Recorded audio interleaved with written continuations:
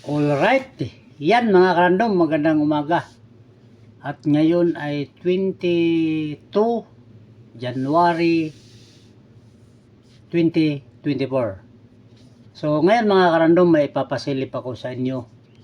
Ito yung ipapasilip ko sa inyo, yung tag-ilang piraso na lang. Mayroon nga tayo ditong isa, mayroon tatlo, mayroon dalawa. So sana panoorin nyo itong video na to.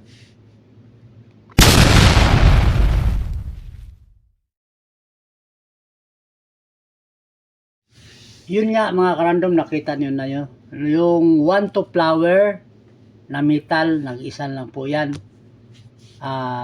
Comment lang kayo sa baba kung gusto nyo malaman yung price. So, meron pa ako ipapasilip, panurin. Ayan, nakita nyo na no. Yan yung king to flower na split po. Tatlong piraso na lang yan ang natira. Split po yan, split. So, comment lang kayo sa baba kung gusto nyo malaman yung presyo.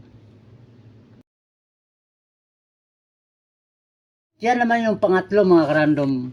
Yan yung, ang tawag ko dyan, cube to ball. Kasi wala namang pangalan sa mga karandom. Cube to ball.